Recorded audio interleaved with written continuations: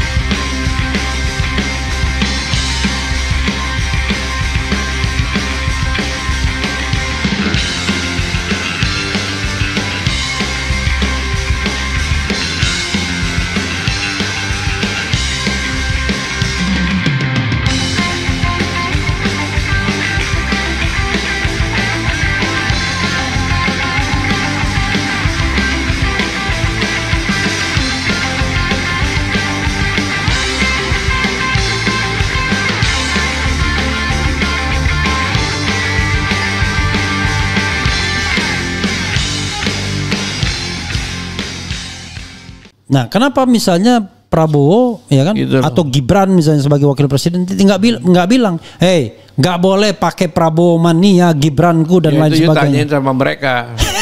Oh, tanya ke saya, katanya gitu kan? Oh, tanya ke saya gitu kan? Gak boleh begitu. Karena Pak Fuad orang inner circle pemerintahan, tim sukses. Sekarang Gerindra nggak? Bukan? Oh, bukan. Sekarang udah jadi main ID aja dah. Tapi kan masih anggota, kan anggota kan nggak pernah diberhentiin. Iya, nggak diberhentiin. Nah, pokoknya gini, jangan menciptakan sekarang kondisi yang sekarang pada begini, itu dijadikan justifikasi. Kita kembali kepada, ini kan situasi yang bagi saya itu tidak normal. Kembalikan ke situasi yang normal. Ya dilarang itu, kalau sudah jadi presiden, wakil presiden, Anda nggak perlu lagi menggunakan presiden dan wakil presiden sebagai nama relawan, karena itu konflik of interest dan potensial untuk korupsi. Karena saya membayangkan kan ke daerah-daerah, wah jual-jual nama Prabowo, saya Prabowo mania, kan gitu kan, saya Gibranku dan lain sebagainya, minta jatah, minta apa kan. Gitu. Oke, mudah-mudahan didengar nih sama Pak Prabowo. Jadi Pak Prabowo tolong nggak usah dibubarkan, tapi dia cukup mengatakan saya tidak boleh digunakan ya nama saya untuk relawan-relawan. Cukup nama saya itu adanya di Gerindra karena saya ketua umum partai politik. Ya, itu otomatis. Sisanya adalah saya Presiden Republik Indonesia, bukan presiden relawan. Nggak ada yang namanya Prabowo mania atau apalagi istilah mania itu gila itu. Mania itu orang yang kesenangan yang berlebih-lebihan, nggak bisa ngontrol diri itu kan, mania itu kan. Oke. Kita lompat lagi ya. Tapi apa dulu yang nasihat atau statement akhir soal Menteri Noel ini yang barangkali jangan-jangan banyak itu yang punya praktek seperti ini nggak ketahuan aja, gimana? Ya ini sebagai peringatan, sebagai contoh. Ya kan, ini Noel sebagai contoh, sebagai peringatan bagi yang lain supaya segera pada berhenti. Yang bikin begitu di pemerintahan yang ada seperti itu, ya kan, berhenti. Dan saya rasa ya ini ya terus terang aja, yang berhenti begini model-model menteri yang seperti itulah. Kayak Noel segala macam itu, saya kira kalau yang itu lebih terkendali lah. Maaf kata, kan banyak sekali orang diangkat tidak sesuai dengan core bisnisnya. Pengalamannya apa, ilmunya apa, tiba-tiba ditaruh di situ. Seperti Noel, ya kan? Kan tidak profesional. Dia bukan orang yang dari awal kita lihat bekerja untuk ketenaga kerjaan. Dia udah taruh di situ ya ngawur-ngawuran ya, cari duit aja. Karena banyak yang begitu kan akhirnya kan. Iya banyak itu. Saya ada teman saya di Badan Pengentasan Kemiskinan. Ketuanya Budiman Sujatmiko, wakil ketuanya dua relawan Prabowo, Iwan Sumule dan satunya Nani Esdeyang gitu kan. Saya membayangkan gimana ya KPI itu, lembaga itu untuk mengetahui apakah pengentasan kemiskinan itu berhasil atau tidak. Sementara lembaga itu kan nggak punya alat kan, nggak punya kaki. Kan kakinya bergantung pada institusi lain. Paling dia bikin statistik aja, gitu. Oke, ya. Apa yang ingin disampaikan Pak Fuad secara keseluruhan kalau kita bicara tadi debirokratisasi, kemudian pungli, kemudian soal menteri yang punya kecenderungan untuk korupsi dan lain sebagainya. Ya, ini pokoknya presiden udah jelas signalnya kuat. Ya. Ya, memberikan peringatan-peringatan yang sangat tegas mengenai ini. Jadi jangan terus-terusan kayak merasa nyaman, jangan spekulasi. Ini intelnya banyak terus terang aja Pak Presiden itu. Ya. Ya pokoknya intel itu banyak sekali lah saya pikir. Tapi intelnya ini punya integritas nggak? Ya insya Allah dia namanya orang lah ya. Tapi itu jadi yang belum itu supaya pada berhenti, pada bertobat, udah diberikan kepercayaan. Kalau tidak nanti akan ngalami nasib seperti itu. Oke ya. Tolong menteri dan wakil menteri yang nanti udah menangis-nangis kalau ini kan repot. Yang punya kecenderungan Anda sudah diberikan kehormatan oleh presiden untuk menjadi menteri dan wakil menteri atau kepala badan, wakil kepala badan. Jangan coba-coba korupsi gitu ya. Yang paling bahaya itu kan orang yang korupsi, itu bukan orang yang nanya ijazah palsu. Oke, berikutnya ya. Nah, kita ngomong soal Bulog dan cadangan beras. Ini kan seperti paradoks ya kan? Kondisi sebuah kontradiksi interminis. Cadangan beras cukup, tapi harga naik tak terkendali. Saya dengar kemarin katanya agak susah beras. Ya, karena saya bukan pemakan beras, jadi nggak terlalu pikirin. Ya memang saya tahu itu sekarang lagi jadi hot lah ya di masyarakat gitu. Tapi saya pikir begini, kalau mau berpikiran seperti zamannya Bulog saja dulu difungsikan dengan baik. Sebagai penyangga harga, penyangga pasar. Dalam arti kalau lagi beras itu harganya murah dia ikut intervensi, kalau mahal juga dia ikut intervensi segala macam, tapi ada pengontrolan yang wajar. Gak usah terlalu banyak macam-macam. Ini kan sepertinya menurut saya ya agak malu-malu nih mau nyontoh Bulog. Ya kan? Dulu kan Bulog berfungsi dengan baik. Di Amerika itu saya sekolah itu selalu adalah modul kelasnya itu. Ya, itu adalah modul Bulog. Bagaimana the success of Bulog? Kan waktu mulai ada IMF, Bulog dibubarin. Itu racun itu IMF itu. Penjahat itu kalau begitu caranya. Ya pikir itu dulu. Nah, dan itu termasuk beras. Kalau sekarang beras katanya di stoknya banyak, kan gitu. Tapi kalau di stok banyak kan ada risikonya kan? Risikonya busuk, buruk, segala macam kan? Tuh. Jadi ini kan melemahkan fungsi penyangga Bulog harusnya. Kalau Bulognya berasnya banyak, kasihkan dong pegawai negeri. Nanti soal teknisnya itu bisa diatasi lah teknisnya ya kan. Perbaikin lagi. Tapi kan Bulog tiap bulan mengeluarkan berasnya dari gudang. Satu pegawai negeri misalnya dikasih 10, kan ada hitungan gajinya segala macam itu. Satu beras 10 kilo misalnya. Tapi yang penting ini makronya dulu ketahuan lah ya. Kalau berasnya itu 10 kilo pegawai negerinya ada berapa juta, kan gitu. Udah keluar kan dari Bulog itu muter terus kan. Jadi itu putarannya itu yang hebat itu. Karena Bulognya itu berasnya terus baru, ya. Dan Bulognya dapat uang dari pemerintah. Bulognya bisa beli lagi ke petani karena uang dari pemerintah itu ada gitu kan. Nah itu jangan sekarang kan mampet. Berasnya banyak. Gudang terus keluarnya kapan? Membuat pajangan. Kasih pegawai negeri. Dan itulah harus kerjasama. Pegawai negeri juga harus kerjasama semuanya. Ya kalau dapat beras ya lumayan kan, jadi dia nggak usah beli beras dari pasar. Kalau dia dijual lagi ya dia silakan beli lagi. Kalau udah belinya mau yang mewah bener berasnya gitu kan. Tapi yang penting stok dia beras itu muter, Bulognya dapat duit muter, dapat ini dikontrol yang bagus. Nah ini nggak mau dilaksanakan mungkin macam-macam dibentuk yang lain-lain, akhirnya lebih celaka lagi. Ini sistem udah sangat bagus yang seperti ini, gitu loh. Iya, tapi lagi-lagi isu ya. Dua hal. Bulog itu kan perusahaan umum, bukan perusahaan terbatas gitu ya. Seperti yang mengejar keuntungan. Tetapi ada kesan ya. Kementerian BUMN itu selalu menekankan keuntungan.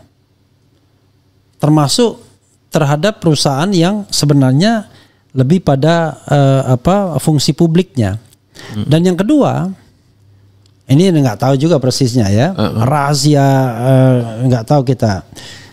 Itu sarang korupsi juga itu, karena kan kemungkinan untuk terjadinya tindak pidana korupsi tinggi sekali itu. Iya, ini sistemnya benar kan? Sistemnya itu kan benar. Semuanya itu muter segala macam itu tadi udah benar. Iya.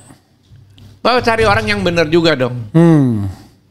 Kalau udah sistemnya salah, sistemnya nggak jelas, nggak ada teorinya, ya, mau gimana lagi? Taruh orang juga susah. Ini kan soal orangnya yang benar itu kan, diawasi orang yang benar itu. Itu kan sebagai memang kepanjangan dari pemerintah. Hendaknya pemerintah juga harus tegas. Terus terang aja.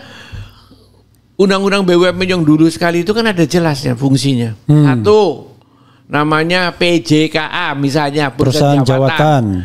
Dulu itu disubsidi oleh pemerintah. Ini nggak pernah dicari keuntungannya, disubsidi pemerintah untuk rakyat murah segala macam. Ini jelas, mestinya jelas begitu. Kalau perusahaan umum misalnya ya kan, itu karena apa? Karena fungsi pelayanan publik, ya kayak peruri kayak gitu ya, fungsi perurinya tak uang negara segala macam itu mesti jelas juga. Kemudian yang fungsi memang fungsi umum komersial biasa, PT namanya kan, ya, itu mesti jelas. Tapi kan kemudian karena ini dihilangin, sesuatu yang udah jelas itu dihancurin gitu loh menurut saya gitu loh, ya kan, ditiadain semuanya. Dulu ya memang harusnya begitu. Memang ini yang namanya istilahnya agent of development. Ini nggak ada agent of development. Sekarang akibatnya apa? Yang PT dikasih namanya apa? Fungsi penugasan. Ya kan? Padahal PT. Itu PT itu tidak boleh. Iya. Mendingan yang dulu namanya kan? Masih jawatan. Jelas karuan kontrolnya juga jawatan. BPKP ini PT tapi rusak menurut saya itu. Perbaiki lagi itu. Let's say PLN misalnya, kan? Di satu sisi PLN kapitalisasinya gede, gajinya gede, tantimnya gede gitu kan, yang saya tahu PLN itu miliaran tuh. Tetapi di sisi lain kan dia ada fungsi publik juga untuk daerah-daerah yang tak terjangkau misalnya, kan masih monopoli gitu. Dan akhirnya kan orang tidak memilih untuk mengembangkan wilayah-wilayah begitu kalau misalnya KPI direksi itu adalah duit keuntungan kan. Gitu. Ya makanya dari itu kalau itu fungsinya ditegas-tegaskan seperti itu yang jelas. Ya, itu ya. Nah kalau menterinya BUMN segala macam itu semuanya dijadikan ini komersial semuanya, keuntungan semuanya. Tapi fungsi penugasannya jalan terus, seperti yang Perjan dan atau PNM-nya itu jalan terus. Itu kacau namanya. Teorinya sama pelaksananya kacau. Mending teorinya jelas dulu. Itu loh. Kalau dulu itu jelas sebetulnya. Itu kan kepanjangan tangan pemerintah dulu, ini pemerintah kepanjangan tangannya yang mana. Jadi ada kalau ada apa dinas misalnya dinas itu kan pemerintah yang langsung, tapi ada yang perlu ditingkatkan menjadi dilepaskan, yaitu jadi kayak perusahaan jawatan kereta api misalnya kan. Kayak dulu Perjan itu pegadaian misalnya masih bisa. Ya itu dan itu dapatnya untungnya jelas, itunya profit yang diberikan itu juga oleh pemerintah dengan subsidinya itu jelas gitu. Tapi terukur menurut saya. Cuman itu waktu itu terus terang aja kalau udah namanya apa yang bagus dari Orde Baru disikat kan gitu. Nah itu kesalahannya itu. Ada soal yang terkait dengan apa saya tadi tiba-tiba saya lupa. Oh ya ini Kementerian BUMN dan Danantara. Kementerian BUMN tetap ada, ya kan? Tiba-tiba ada juga Danantara. Ini kan nggak overlapping apa? Kayak seperti Pak. Ya menurut saya overlapping, terus terang aja. Nah itu apa? Iya overlapping menurut saya. Iya. Menurut saya itu overlapping. Memperpanjang birokrasi, biaya dan lain sebagainya. Itu terus terang aja menurut saya itu kelihatannya di DPR aja tuh terakhir tuh kayak apa nggak jelas. Saya udah memperingatkan juga ini tidaknya ini, tapi akhirnya dikasih. Tapi feeling saya ini kan feeling saya itu transisi aja itu. Ya. Jadi nanti politik itu kan begitu. Ya kejadian karena peraturan terlalu banyak yang tadinya sudah diproduksi oleh Kementerian BUMN. Dan ini itu segala macam ini juga belum begitu siap. Ya. Ini sekali lagi bukan saya pemerintahnya. Saya punya feeling ini dan antara juga belum siap. Ini udah terlalu kuat bener udah produksinya bener. Jadi dibikin ini oke, lu pegang saham di warna seri A 1%, yang 99% udah di sini dan antara. Ya saya kira nanti itu bisa akan ada transisi, insya Allah begitu. Artinya nanti Kementerian BUMN itu nggak akan ada lagi. Barangkali begitu. Karena fungsinya sudah diambil Danantara. Danantara itu bentuknya lembaga negara ya. Ya Danantara kan masih punya negara, ya lembaga negara. Enggak, maksud saya kan jalan yang kita ambil itu agak berbeda kan. Dulu kan idenya mengenai super holding kan, artinya perusahaan induk gitu. Tidak ada Kementerian BUMN tapi adanya super holding. Jadi semua BUMN menginduk ke sana. Tapi sekarang rupanya jalan yang diambil adalah ada holding investmentnya, ada holding operasionnya, itu lembaga negara. Ya nanti kan ini investasi segala macam, terutama kan yang investasi ya. Investasi itu begini, investasi dari BUMN sekarang ini terus terang aja saya harus ngomong ini banyak yang tidak benar.